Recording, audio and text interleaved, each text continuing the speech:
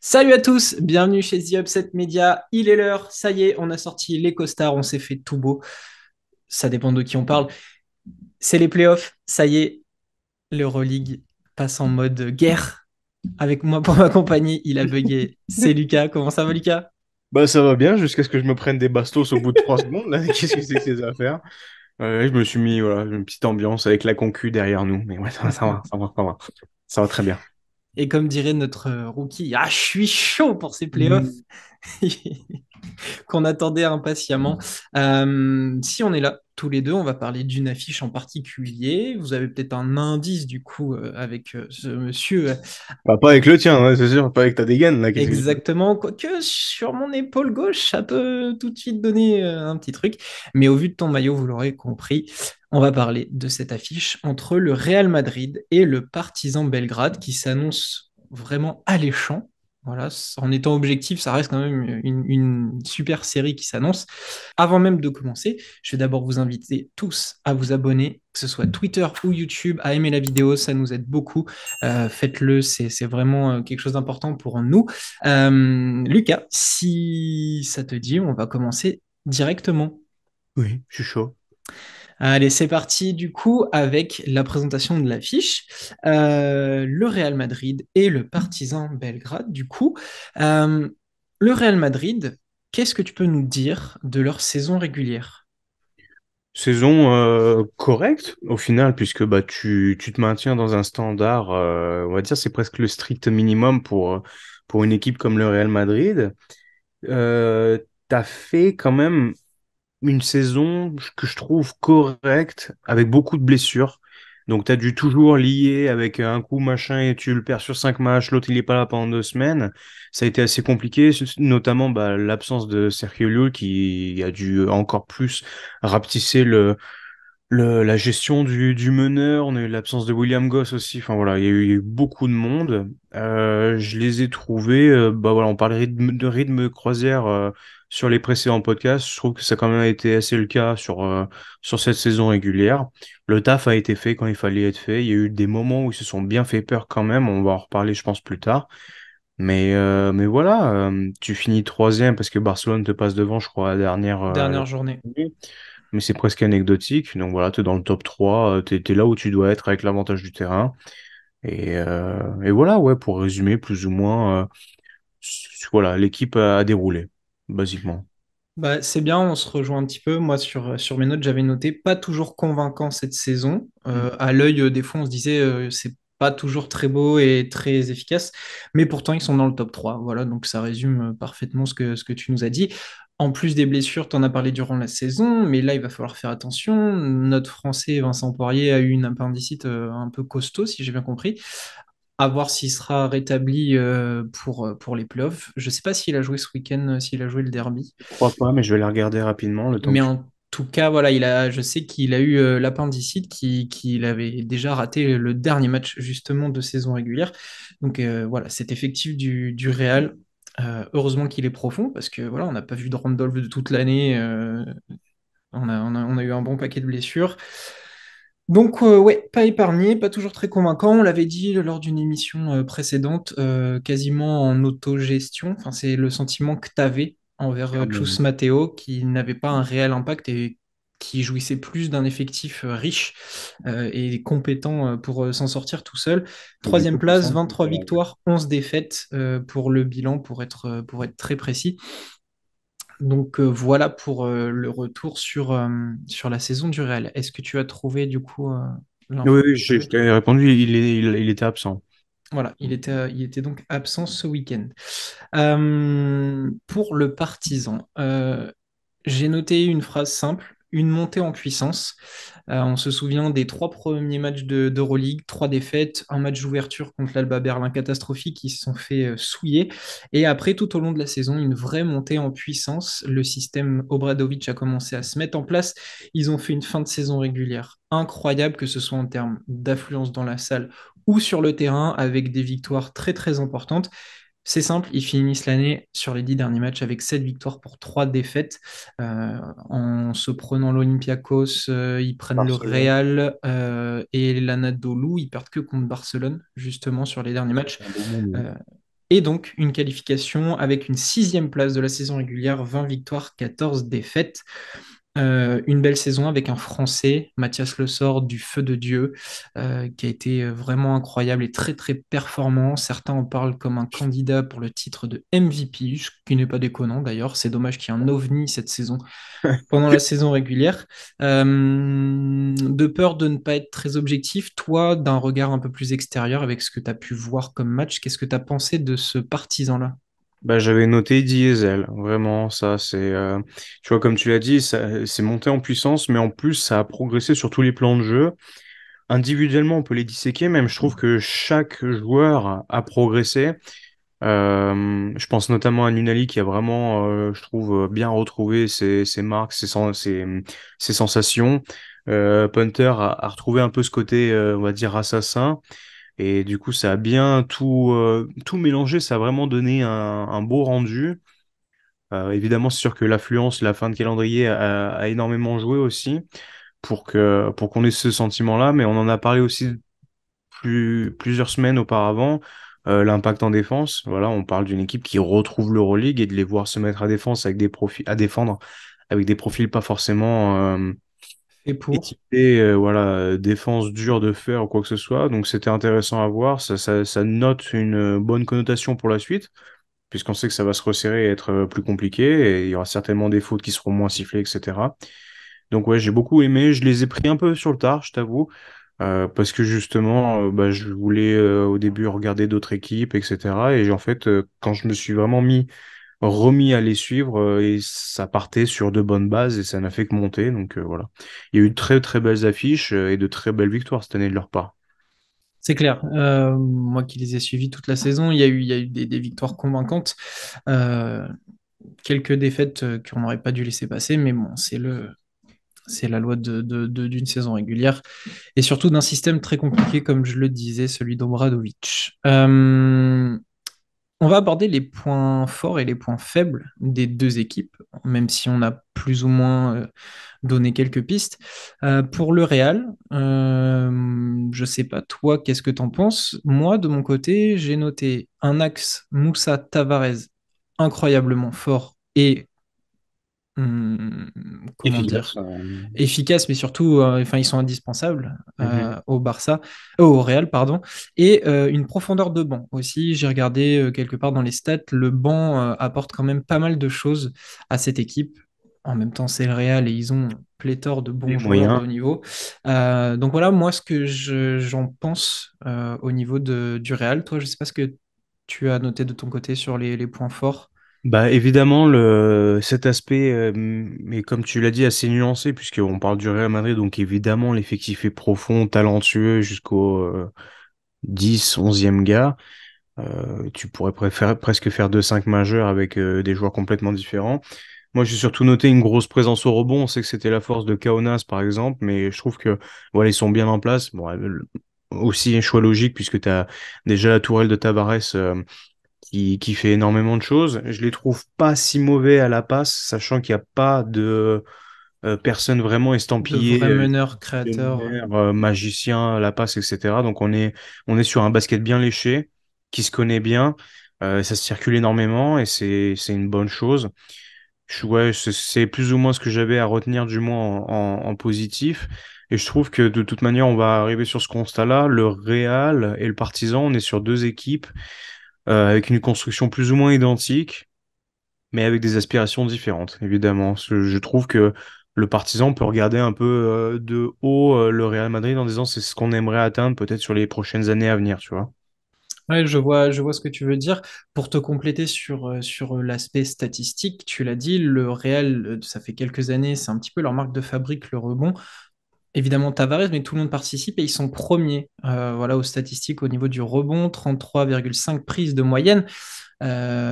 Et au niveau de la passe, ils sont quatrième. Donc ça rejoint parfaitement ce que tu dis avec 19,5 passes. Ce que ne fait pas pour l'instant le Partizan. C'est peut-être là où on verra des points faibles. Euh, Et il possède, pour moi, l'équipe du Real, il possède des joueurs tellement couteau suisse, quand on pense à un Gabriel Deck, il y a vraiment des joueurs capables de tout faire et tout bien faire. Mhm. Et c'est là où je les trouve vraiment excellents. Il y a, voilà, tous les joueurs savent tout faire. Ils ont des rôles attitrés. On peut avoir un Rudy Fernandez capable de sortir du banc et faire très bien le sixième homme, Lâcher. faire tout casser d'un coup. Anga, Moussa qui s'occupe de ce fameux poste de meneur créateur quelquefois, ils le font bien. Désolé Euh, quand il est pas sur le 5 aussi.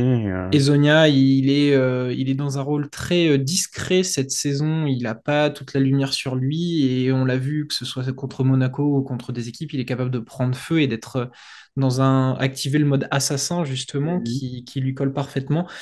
Et ses intérieurs, avec un profil très atypique, Tavares très grand, défenseur, rim protector, très très fort sur pick and roll, du Poirier qui est capable d'apporter autre chose. Cet Plus de effectif est verticalité. exactement plus de verticalité. C'est vraiment très très intéressant au niveau de ce roster-là. Même un Peter Corneli qui est un petit peu plus poste 4, mais qui étire la défense quand un Yabusele va aller plus au contact. Non, vraiment, c'est un des points forts de cet effectif du Real. En point faible, j'ai noté un coach et un meneur, enfin un poste de meneur. Mhm. Je crois qu'on est plus ou moins d'accord là-dessus. Ouais, bah clairement, hein, c'est les deux plus grosses tâches, et je parle pas de Chus Mateo, mais c'est les deux plus gros points faibles, et on l'a vu, quand il en vient à de l'idée, à de l'innovation, il n'y a pas grand-chose. Parce qu'au final, moduler avec ton effectif et tes rotations, ce n'est pas de l'innovation, c'est pas de l'intelligence au coaching, je trouve. J'ai pas vu de système, j'ai pas vu de choses qui m'ont émerveillé, comme j'ai pu le décrire tout le long de l'année.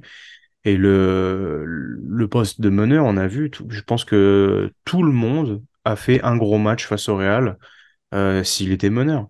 Un meneur arrière, combo, je crois pas que. Je suis même pas sûr qu'un Tamir Blad soit passé à côté de son match, par exemple, tu vois. Ouais, je vois ce que tu veux dire. Costaud, enfin voilà. C'est compliqué, très compliqué.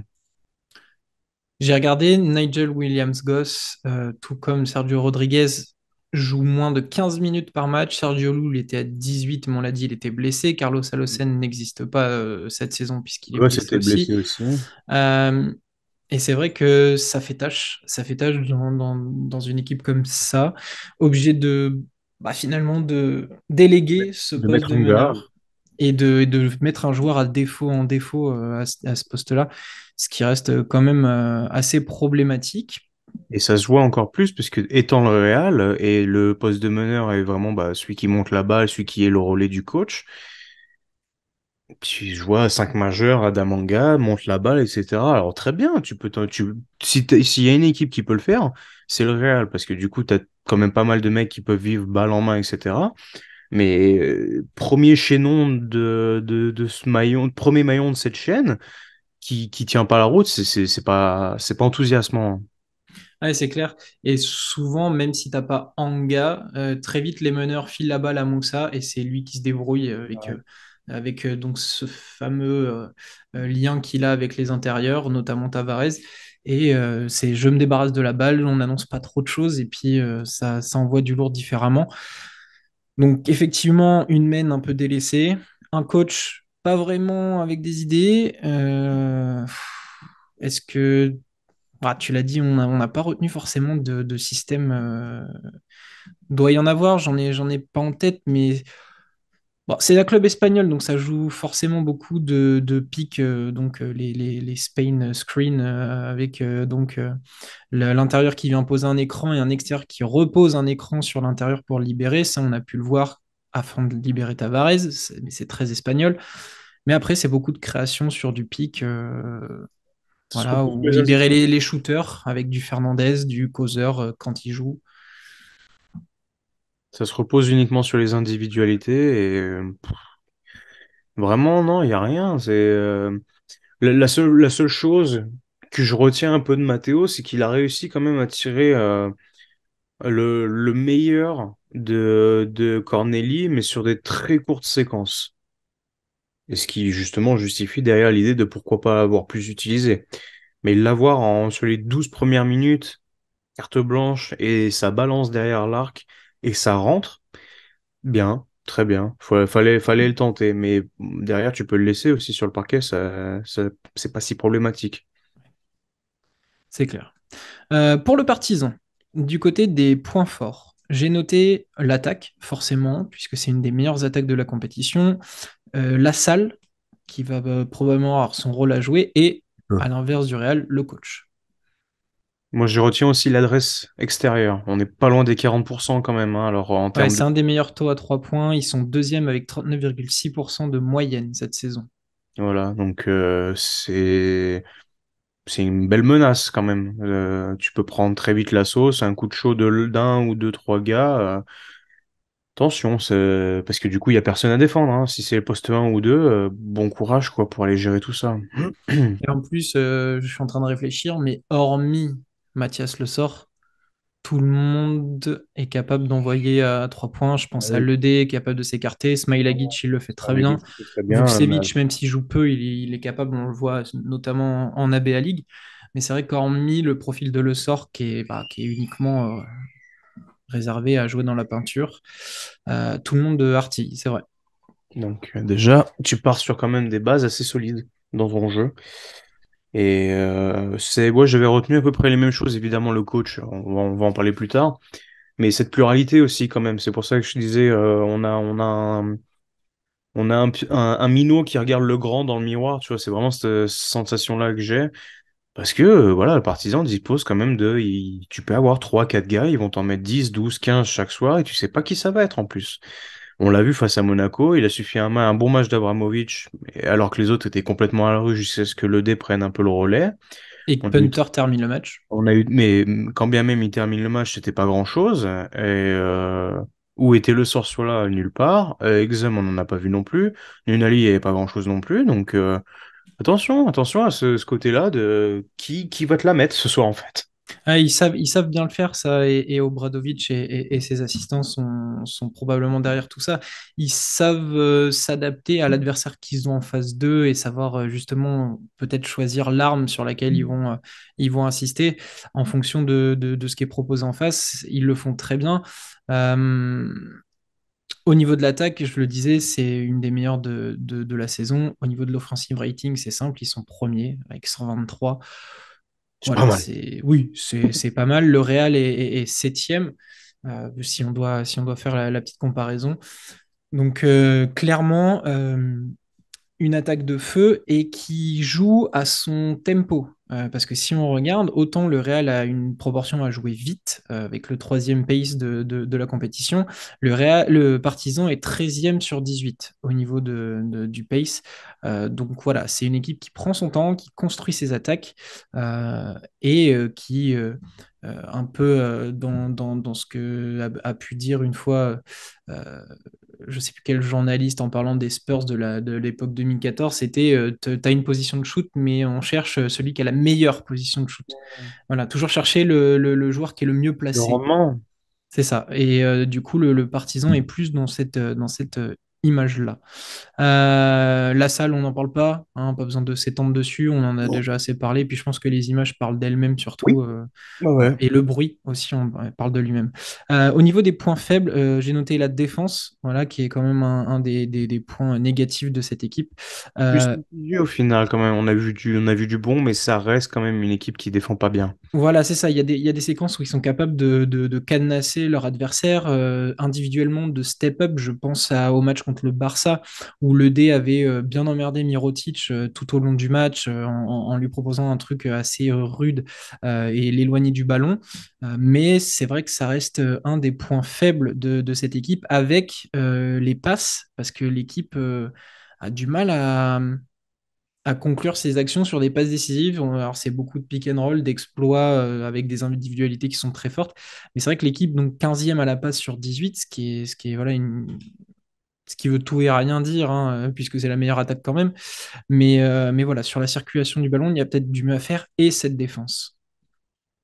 Je suis d'accord, complètement d'accord avec toi. J'avais aussi la passe, mais comme on l'a expliqué, on est quand même sur à la recherche du rendement, l'efficacité, donc c'est quand même à nuancer, je trouve. C'est pas comme Monaco, par exemple, où le jeu est immobilisé. Là, il y a quand même du mouvement de balle, donc ça te fait relativiser un petit peu. Ouais, surtout que j'ai un système en tête du partisan où il y a, alors pour ceux qui connaissent les termes, sinon allez trouver sur Internet, mais ça commence par un Iverson cut. Je sais pas si tu vois lequel c'est. Voilà, le joueur traverse en haut au-dessus de la ligne des lancers francs. Et après, en fait, c'est l'intérieur qui sort, on lui fait la passe. Et il y a tout un jeu d'écran qui se passe à l'opposé et où le joueur, notamment punter ou Nonali, qui viennent chercher le De main-main côté, avec l'intérieur qu'a la balle. Et du coup, bah, derrière, ça joue sur ça. C'est beaucoup, bah, il peut finir directement. Donc, il n'y a pas forcément de passe décisive puisque le mec pose deux, trois dribbles et va finir. Mais c'est beaucoup de systèmes comme ça du côté de Željko Obradović. Donc, ce qui peut voilà, nuancer avec le ratio de passes décisives. Sur les points forts et les points faibles, on a plutôt fait le tour, je crois. ouais. Avant de se lancer dans les Factor X, on va faire un rappel de ce qui s'est passé durant cette saison. L'équipe, les deux équipes se sont affrontées à la 10e journée. Du côté de Madrid, victoire 105-97 du Real. Le match retour J32, Mhm. victoire du Partizan 104-90. Du coup, 1-1, balle au centre avant ce début des playoffs. Voilà pour ce qui est des résultats de la saison régulière. Euh, Mon cher Lucas, on va passer au Factor X, voilà, de un ou plusieurs joueurs qui peuvent changer la série. Je te laisse commencer du côté du Real Madrid, qui est une équipe donc, que tu as un peu plus vue. Pour toi, quel est ou quels sont les Factor X du Real Madrid? J'avais du mal à en détacher. Je vais en prendre un d'entrée en expliquant on n'est pas sûr qu'il puisse, du coup, comme on l'a dit, être présent. Mais si Vincent Poirier arrive à être une très bonne substitution de Tavares, qui peut se faire sortir très rapidement dans un match avec deux, trois fautes, et s'il arrive tout de même à apporter ce défi physique, de vitesse, de verticalité, je pense que ça peut être une pièce changeante dans la série. Je pense aussi que, comme je l'ai expliqué, du coup, si Corneli tourne à 10 points et à 50% de réussite à 3 points, bon courage, parce que ça Faut-il peut... avoir tant de jeu du coup? Ouais, mais même si on reprend cette idée qu'il a carte blanche et qu'on lui met allez, 10, 12 minutes, 15 minutes sur la première période et qu'il artille, j'ai du mal à voir qu'il peut vraiment le défendre parce qu'il a quand même une mobilité incroyable. Et on a vu qu'il a une très très belle adresse derrière là, pourquoi pas. Donc voilà, c'était les deux un peu que j'avais en tête. Mais je vais quand même me pencher sur Ezonia qui a été recruté peut-être pour des moments pareils, c'est-à-dire l'assassin silencieux qui enlève sa capuche, on l'a pas vu de l'année, et puis bah boum, ça arrive. Énorme physique, la capacité de prendre des rebonds, de monter très très haut à l'arceau et de prendre feu. On a vu, comme tu as dit, le match face à Monaco. Et je pense que ça va être là. S'il y a des moments où ils sont dans le dur, que t'es justement à Belgrade, que ça hurle et que t'en as bah, qui font un petit peu, bah, pardonnez-moi l'expression, mais un peu mou dans la culotte, eh ben pourquoi pas lui? Parce que je pense que ce sera le dernier, peut-être pas le dernier, mais il sera pas le plus attendu. Et puis bah un jour il va en prendre un, puis deux, puis ça va rentrer, puis il va finir à 21 points le match avec 8 rebonds et tu vas te dire putain, bah, il nous l'a mis bien bien correctement. Donc voilà, j'étais vraiment dubitatif parce que ça reste quand même très difficile à en détacher un dans une équipe aussi profonde. C'est pour ça que je me suis un peu étendu sur Poirier Cornelius au début, mais je vais rester sur Ezonia parce que voilà, il a quand même été payé, il a des responsabilités. Bon, il a eu une saison très peinard, hein, très tranquille. Là, ça peut être le moment de monter d'un cran et puis bah voilà, faire montrer un peu les muscles et y aller quoi. Ouais, je suis d'accord. Et puis, il a cette capacité, cette mentalité de quasiment ne jamais douter. En fait, Ouais. même s'il est en échec, s'il a un shoot à prendre, il va le prendre, il va pas hésiter, il va pas se défiler. C'est dans son caractère. Culture Balkan en plus, donc voilà. Culture Balkan. Et puis, alors j'ai l'impression que c'est très croate aussi enfin, d'avoir ce truc de je m'en bats les steaks en fait. Vraiment, c'est des têtes dures. Ouais. Alors c'est très pays de l'Est, ça je suis d'accord, mais encore plus chez les Croates, j'ai l'impression que bah, ils vont mettre la tête là où tu mettrais pas ton petit doigt et que si s'il y a un truc, et ben ils ont cette fierté, cet ego de se dire bah, je vais le faire, je vais le faire s'il faut, je le fais. Et lui, je trouve qu'il a ce truc. Bah, la mentalité personnelle aussi fait que, hein, donc, Voilà, c'est ça, il a ce côté un peu vraiment tête cramée. Mais en même temps, quand on arrive sur les playoffs et potentiellement sur des matchs couperés, comme il pourrait y avoir derrière en Final Four, c'est ce genre de joueur aussi dont tu as besoin et tu le soulignes très justement. Euh, Moi, de mon côté, alors ça sera peut-être pas forcément une énorme surprise, mais Gabriel Deck. ouais, j'ai retenu Gabriel Deck pour le côté marathonien, infatigable, couteau suisse, toutes les qualités qu'on peut lui porter et très casse-tête parce que Et là clamé aussi, partout, hein. j'ai du mal à voir un mec capable sur, allez, on va dire 30 minutes, si en playoff les rotations se resserrent et qu'il joue 30 minutes, un mec capable de le stopper ou de diminuer son apport sur tout ce temps-là. Il arrivera toujours à faire quelque chose, à être utile. Parce que Gabriel Deck, c'est aussi ça, c'est pas forcément de scorer ou de noircir la feuille de stats, mais c'est de faire plein de petites choses qui permet à l'équipe d'avancer, d'être efficace, de trouver des solutions, le petit drive et puis après lâcher la balle pour. Je trouve qu'il fait plein de petites choses. Le poison ultime. C'est ça. Et en même temps, les soirs où il a envie, ben, tu as l'impression qu'il est dans le match. Et puis tu regardes la feuille de match, il est à 30 déval et il a fait un match de mammouth. Donc pour moi, c'est un joueur qui doit avoir un impact Il sur la l'aura, série. clairement, hein. Et je pense qu'il l'aura. C'est pour ça que je l'ai choisi, moi, en tant que Factor X. C'est peut-être l'un des joueurs qui me fait le plus peur dans cet effectif. Dans tellement d'aspects de jeu, il peut être létal. Il peut te mettre des 3 points. Il a une mobilité, il a une bonne vision de passe. Tu l'entends pas, mais il est là. Il peut t'enfoncer au poste. Il est présent au rebond. Moi, je vois qu'un seul joueur potentiellement capable de le tenir un peu, ça va être Exum. Mais si tu mets Exum sur deck, les autres, qui Ben, sur quoi? t'auras personne pour aller titiller du Moussa, par exemple. Ou alors tu mets Papa Petrou en mission défensive uniquement sur lui. Mais pareil, est-ce que tout le match il va réussir? Enfin, tout le match, même Ouais, si c'est. tu colmates 2 trous, mais il en reste 3. C'est ça. Et comme on le disait précédemment, avec un effectif aussi riche et aussi talentueux, ben derrière, tu te laisses ouvert un coup de chaud des Zonia, un coup de chaud de n'importe lequel. Donc voilà, pour moi, Gabriel Deck va potentiellement poser d'énormes problèmes aux partisans s'il est bien utilisé et pas cadenassé comme il faut. C'est possible. Toi, du coup, Donc, partisan. Ezonia pour toi, Deck pour moi. Ouais. Du côté du partisan, pour moi, j'en ai noté deux. J'en ai noté Kevin Punter. 18. Non, non, Kevin Punter, je vais t'expliquer pourquoi, c'est peut-être celui sur lequel je vais aller le plus vite. Kevin Punter, parce que souvent, depuis qu'il est au Partizan, euh, ma phrase favorite, c'était de dire qu'il était fort contre les faibles et faible contre les forts. La Cette cracotte. année, il a commencé à prouver qu'il était capable face aux forts de répondre présent. Et justement, maintenant que c'est les playoffs et que tout va se jouer là-dessus, ben, j'ai envie qu'il sorte une énorme série et qui montre à tout le monde que, et notamment à moi, hein, j'ai envie de m'excuser auprès de lui, euh, ben, qui nous montre qu'il est capable d'être très très fort dans ces moments-là. Contre le Real, cette saison, il a fait 18 dévals au match retour, il avait fait 17 au match aller, donc un match moyen. J'ai envie qu'il tourne à, allez, on va dire 20 points, 3-4 passes, 4 rebonds et quelque chose comme ça, en ayant un vrai impact, en ne prenant pas que le jeu à son compte.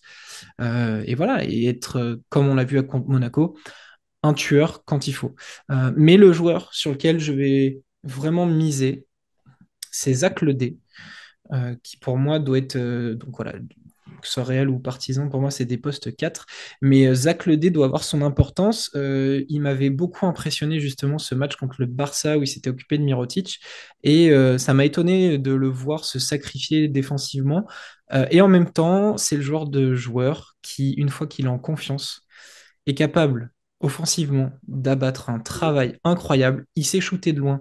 Il a des qualités athlétiques qui, bah, parfois, quand on regarde son physique, c'est un peu pâteau. On se dit, oh, le mec, et puis finalement, il va monter sur tout le monde. Euh, il est essentiel dans la relation 4-5 qu'il a avec Mathias Le Sort. Ils se complètent tellement bien tous les deux. Ouais. Et je pense que voilà, il doit apporter aussi sa pierre à l'édifice dans cette série, d'aller titiller du Yabusele sur des rotations où il va se retrouver contre ne serait-ce qu'un Peter Corneli, de lui faire mal tout de suite, et justement de l'autre côté, d'abaisser leurs statistiques, Yabusele, Deck, etc. Donc pour moi, Zach Ledé a un vrai rôle à jouer dans cette série. Sounds fair. Ouais, j'aime bien.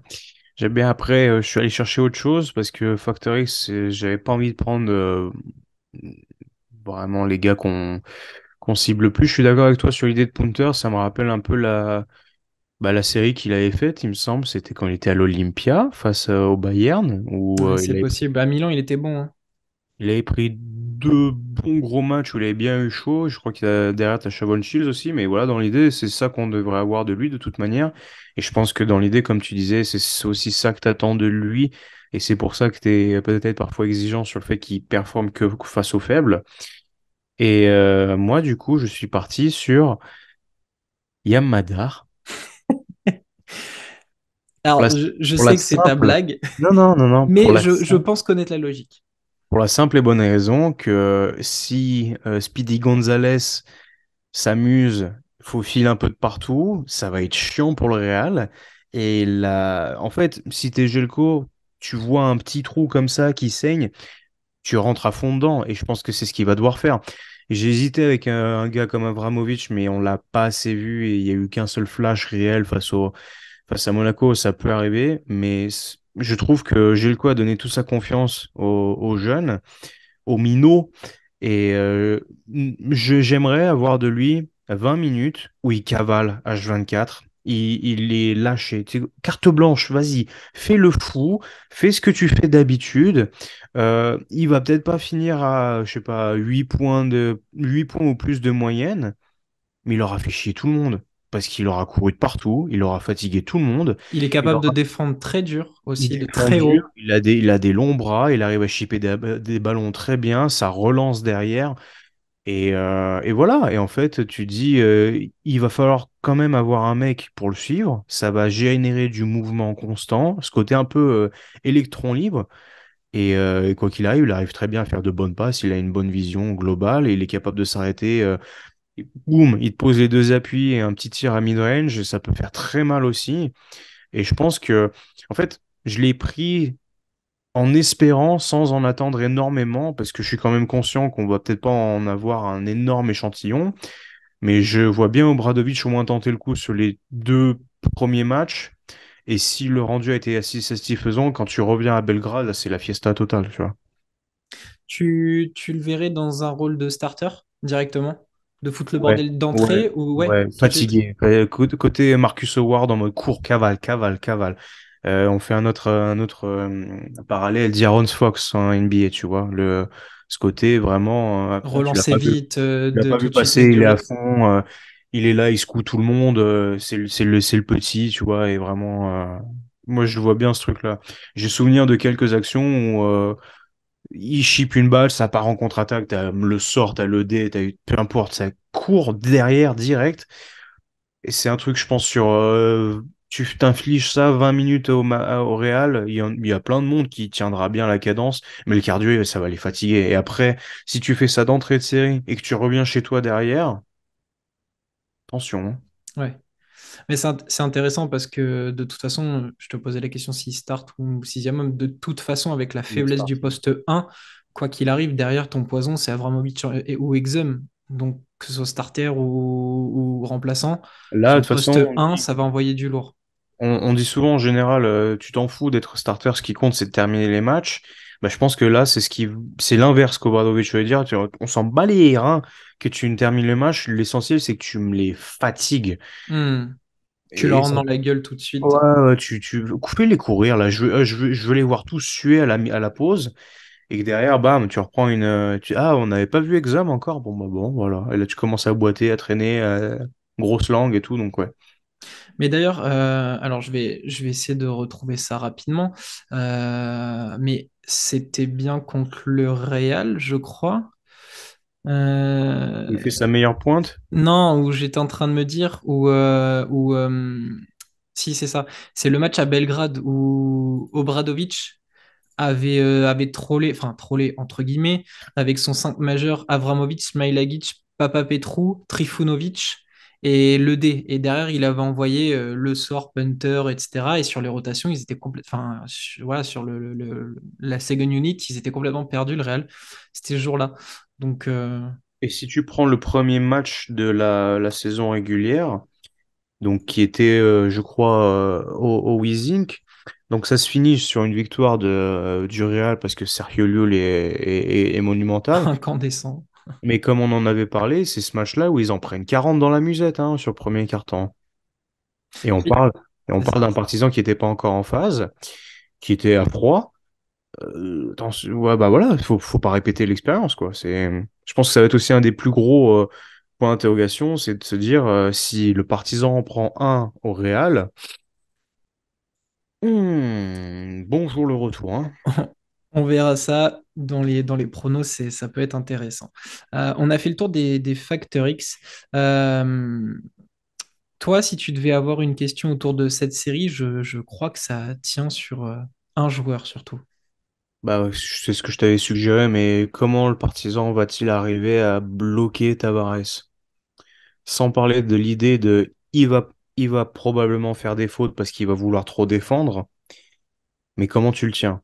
J'adore Mathias Le Sort, mais il y a quand même des centimètres et des kilos probablement qui vont être rendus. Et là, il manque une tourelle. Même un mec, un grand qui lève les bras, un Birutis, tu vois, côté Kaunas, juste mais quelqu'un qui tient un peu le. Et j'ai vraiment peur que ça nous fasse bah, le titan cuirassé dans Attack on Titans, tu vois. S'il trouve ses marques rapidement, s'il arrive à comprendre comment il peut les percer, j'ai vraiment peur qu'on assiste à, bah voilà, ah bah c'est pas du Kevlar au final, là, ce qui se passe là, il y a un gros trou dans la muraille. Ça peut être compliqué. C'était ma grosse question. Ben, pour essayer d'y répondre un petit peu, alors je lance des pistes, hein, on verra bien très rapidement ce que fera Obradovic. Mais pour moi, je prendrai le pari sur le début de match d'envoyer Smailagic, Ce que j'avais en tête qui, aussi. même s'il est plus petit, forcément, a une dimension athlétique et physique qui fait qu'il va pouvoir, ne serait-ce que lutter avec Tavares. Il l'a très bien fait au match retour. Ça a été un des bons points. Il faudra surveiller juste ses fautes parce que ben, il va se donner, il va essayer de couper Tavares de la balle parce que pour moi, ça va être ça l'important. C'est que ce soit sur les pics ou sur les prises de position, il va falloir empêcher Tavares d'avoir la balle à, allez, 2 mètres du panier. Ouais. C'est-à-dire, il va falloir l'éloigner, il va falloir l'empêcher de rouler comme il faut. Donc ça va aussi intervenir avec des aides. Les mecs, ils vont devoir le bumper, essayer de lui mettre des coups. Et Smilagic, derrière, va en gros faire la tenaille, quoi, globalement. C'est le Mais côté que j'avais en tête, ouais. Le voilà, gros, pour moi, ça va gros être le chewing-gum choix. dur. Voilà. Le choix tactique, c'est Smilagic en mode, toi, on sait que tu vas En pas mettre caisse. 15 points. Fais juste le travail de l'ombre, le travail de sap. Fatigue-le. Toujours cette notion de fatigue qui vient du jeune intérieur. Fatigue-le. Empêche-le d'avoir la balle. Derrière, on a Mathias qui va aller rouler sur son duel franco-français. Mais quand Tavares est sur le terrain, c'est toi qui y es. Dégomme-le. Après, si on doit couvrir des fautes potentielles de Smailagic ou alors que Obradovic prend le choix d'envoyer le sort tout de suite, est-ce qu'on peut pas faire une spéciale Dijon, c'est-à-dire dès qu'il a la balle poste bas, venir trapper euh, on a un Avramovic capable de, sur des aides comme ça, de venir dans l'angle mort, essayer de lui chipper la balle par derrière, ce qui fait très bien, il l'a fait sur plusieurs matchs. Voilà, soit on trappe, mais ce qui, avec tous les gugus autour, laisse présager que ça peut découvrir le reste. Ou alors on sacrifie Smailagic et allez, vas-y, tue-le, enfin entre guillemets, hein, bien sûr, Ouais, mais fais le travail de l'ombre, fais le travail de sap et on va gérer sur les rotations. Pour moi, c'est l'option numéro un. Ouais, mais je trouve que ça repose quand même sur une très fine ligne d'espérance, tu vois, ce truc-là. Bien sûr. Et encore une fois, tu peux te dire, bon, bah en fait, on va accepter de prendre la sauce sur les 5 premières minutes, mais nous, de l'autre côté, on va tout faire pour qu'ils prennent, pour qu'ils défendent trop et génèrent ses fautes. Parce que c'est aussi ça le problème des joueurs comme ça, même s'il est plein d'expérience, il est en pleine connaissance de ses moyens et de ses capacités défensives. Matteo lui dit très bien, de toute façon, si tu sors, on est mort. Donc, ça va le pousser à trop défendre. Et s'ils arrivent à bien tirer leur épingle du jeu, tu peux le sortir au bout d'un quart-temps avec 3 fautes personnelles.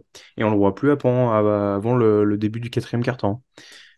Est-ce que t'as pas l'option aussi de tout simplement accepter qu'il en mette 30 entre guillemets? Ouais, c'est trop compliqué. Si tu te mets à accepter qu'un joueur du Real t'en mette 30, faut être sûr de canasser tout le reste derrière. C'est C'est pas mon option l'espérance. favorite, hein, mais Non, tu ça n'a sais, pas marché souvent, ça, dans l'histoire, hein. oui, c'est clair. Mais c'est une option comme une autre. Mais pour Ouais, moi, ça ouais, serait la troisième. De se dire, bon, bah écoute, vas-y, hein, mets-nous 40 dunks dans la peinture, on s'en fout, tu vois. ouais. Mais il y a trop de talent autour pour qu'on puisse stopper le reste, hein, ça c'est clair. C'est pas, De toute moi, c'est pas manière, mon option favorite, ça, de je toute te le dis. manière, tout ça va être régi par les coachs. Donc, je te lance sur ta question de ton côté. Oui, moi, c'était un petit peu pour être taquin. Voilà, Ouais. ma question, c'était Chus Matteo peut-il se faire out-coacher par Željko Obradović? Et Ressort la statistique. voilà, mon argument, c'était la statistique que je sors depuis une semaine et demie, c'est 21 séries de playoffs pour Obradović, 20 victoires. Voilà, j'ai dit, mon argument, c'était 2 points, bon courage. T'imagines s'il en perd une contre Chus Matteo? Attends, hein, ça c'est pas... Oh la blague. Ah, le Oh. nul, Rends les trophées. rend les 9 trophées. Manquerait plus qu'il en perde une contre TJ. Allez, les balles perdues. Non, mais tu comprends, c'est difficile de jouer en France aussi. Ouais, puis les partisans, ils jouent qu'en ABA Partisan, League trop aussi. facile, partisan, ouais, qu'est-ce que c'est? Du coup, pour toi, ça paraît évident. Tactiquement, il va se faire Oh, soulever, Chus Matteo. j'ai même peur que par moment, en fait, ça soit des joueurs comme Fernandez ou Llull qui lui expliquent ce qui est en train de se passer. Quand il prend un temps mort, bon, là, les gars, qu'est-ce qu'on fait là? Ouais, ouais, ouais, ouais, ça c'est bien ça. C'est. J'adore ta vision de Chus Matteo. Ça me Oh, fait j'ai rire. j'ai rien contre lui, mais j'ai aussi rien pour lui. C'est. Ok. Bon, tu vois, la question était vite répondue avec Ouais, toi, ouais, ouais, ouais. Mhm. finalement. Analyse vite Mais faite. effectivement, enfin, moi, quand je retiens le match retour à Belgrade avec ce choix de départ et qu'il s'est fait avoir comme un bleu sur les rotations, ça me laisse présager peut-être quelque chose d'intéressant. Lumière Transition toute d'espoir. faite. Les pronos. Les pronos de la série. Alors forcément, on va vous faire ça pour toutes les vidéos, nos pronos. Voilà, vous allez tout savoir de ce qu'on pense. Et forcément, si vous suivez assidûment, vous aurez nos Final Four personnels qu'on vous partagera peut-être sur Twitter. Bah oui. Lucas, ton prono Oh, de cette série. oh, pourquoi moi le premier? Bah, alors Ah, tu déjà, veux que je le fasse? Tu veux que je le fasse? Moi, je le non, fais. non, non, je le J'ai fais. aucun Non, problème avec parce que ça. toi, tu connais mon prono, mais moi, je ne connais pas le tien. Mais je n'ai aucun problème non plus. J'essaie toujours de me situer entre le côté fan de la compétition en elle-même. Donc déjà, je jouais 5 matchs. C'est très clair. Est-ce bueno para ti? Oui. Es bueno para ti. Je veux 5 matchs. Je veux que ça se. Je pense qu'on est sur une des saisons Euroleague où on peut avoir quasiment toutes les séries qui se finissent en 5. Donc ça me va très bien. Plus de contenu, plus de tweets, les chiffres, tout ça et compagnie. Ouais, tu connais. Et mais j'en veux quand même, je veux quand même voir le Real passer. J'annonce très fort que je ne suis pas serein parce que je trouve cette équipe du Partizan très charmante, énergétique, dynamique, tout ce que tu veux, maintenue par un coach dont on n'a plus la réputation à faire. Et en fait, je trouve que ça peut partir dans tous les sens, comme je t'ai dit, mais je vais rester logique, effectif, expérience. 3-2 Real Madrid. Juste, tout repose sur ne pas se faire tartiner au Real parce qu'aller en gagner un grade qui joue en playoff avec les. Non, ça va, c'est se tirer une balle dans le pied de toute façon. Ok. Eh ben, ok, Je c'est t'écoute. voilà. J'écoute. Moi, j'avais mis 3-2 Real pour la raison. Voilà. Ouais, mais le Ça va être cœur. raisonnable. Mais le cœur dira 3-2 partisans. 3-1 dans le scénario où on te tape d'entrée là, la semaine prochaine. celui au Wishing Center, il n'y a pas lieu, là, 20 Ouais. points Bah, et sur une jambe, machin. Bam, il est là, d'entrée. il me semble, hein. Oui, bon, il devrait être là, mais en espérant qu'il fasse pas trop le malin et qu'il fasse pas son show. 3-1 si ça tape d'entrée. Sinon, je vois 3-2 partisans. Et je vais citer un grand philosophe de l'Euroleague qui s'appelle Andrea Trinchieri, Mhm. le Ma che petit stai Italien, facendo fare a tutti, eh? qui a déclaré que c'était peut-être la série donc entre le Real et le Partizan. C'était la série où il y avait une plus forte chance d'avoir un upset. Ouais, mais il en raconte des conneries, Andrea, aussi, c'est pour ça. C'est pas parce que tu es vexé qu'il ait dit qu'une de ses J'attends son masterclass, c'est le contrat. match entre j'a- le CSP et Trévise. Voilà. J'attends le contrat, il est à la réception. Vous pouvez le signer quand vous voulez à la LDLC Asvel, monsieur. Mais oui, il va venir, t'inquiète pas. Donc voilà, pour moi, je vais dire 3-2 pour le Partizan. J'essaye, au-delà d'être fan du Partizan, j'essaye d'être raisonnable et je crois vraiment à Il y a, l'upset. il y a une Ça très aurait grande été chance. Barça Partizan en série, j'aurais pas dit la même chose parce que le Barça, je vous l'ai dit en privé, pour moi, c'était le pire tirage possible. Le Real me laisse quand même penser que le Partizan peut décrocher une place au Final Four et là, c'est champagne. Moi, on en avait discuté. Moi, je te dis, Real Partisan, je vois je sais plus ce que j'avais dit, mais un 55-45, 60-40 Real, tu vois. Mais Donc, je pense que c'est la tendance qu'il va y avoir, hein. Je pense que les matchs, ils vont pas se jouer sur de grand-chose, hein. Je suis pas sûr qu'il y ait d'énormes écarts sur tous les matchs de la série. à voir. À voir. Et puis, de toute façon, bah, tu parles de Barcelone, mais s'ils passent face à Kaunas, qui c'est qui vont se retrouver là? Ah là, alors là, je t'annonce, je réserve. S'il y a Barcelone par partisan, je réserve la preview juste pour te voir chouiner, hein. Ah non, c'est dit, hein. Je vais défendre Barcelone. Non, jamais. Ce serait quand même incroyable que Željko Obradović envoie Jasikevicius 1 en vacances, 2 à Pôle emploi. Ce serait beau quand même. Très bien, donc Real pour toi, Disons. Partizan pour moi. Et c'est comme ça, du coup, qu'on a fait le tour de cette série entre le Real et le Partizan. Alors attendez, je vais juste reprendre la date du premier match. Ce Mardi. sera le mardi 25 avril, 20h45, chez les copains de Squeak, probablement chez nous en live Oui, tweet. oui, oui, oui, oui. Il y a Je, très je peu de pense chances qu'on va, qu'on... on va même se partager pour les tweets pro Real Madrid, les tweets pro partisans, signés de notre main. Oh, bon, ça se verra très vite, hein, je Oui, oui, pense. oui. On fera un jeu, on demandera à Eli Traoré de deviner qui a fait le tweet là. Du coup, voilà, rendez-vous le 25 avril pour le premier match, le 27, le match 2, match 3 le 2 mai, match 4 potentiel le 4 mai 20h30 et match 5 le 9 mai si nécessaire Il n'y a pas de si aussi. nécessaire, on sait que ça va y aller, t'inquiète pas. Ah oui, moi ça me dit beaucoup. Si on arrive à être bien coordonné, normalement vous avez déjà vu la première preview qui devrait être Maccabi Monaco puisque c'est la première série qui débutera de ces playoffs. Merci à tous de nous avoir suivis. N'hésitez pas à vous abonner, comme on vous le dit à chaque fois, YouTube, Twitter. Euh, Caramel. Suivez-nous. Oui, voilà, exactement. On hésite même à ouvrir un Skyblog, mais bon, on verra. On se donne rendez-vous au prochain épisode. Je ne sais pas si ce sera encore nous deux, ça dépend de l'ordre de sortie, mais si c'est Ouais, mais Barcelone attendez-vous à Celtic. ce qu'on se foute un peu encore sur le coin de toute manière, tous les deux. Voilà, exactement. Voilà. Bon. Lucas, merci de m'avoir accompagné. Et plein de bisous. Et puis on se dit à très vite. Ciao, Ciao. ciao.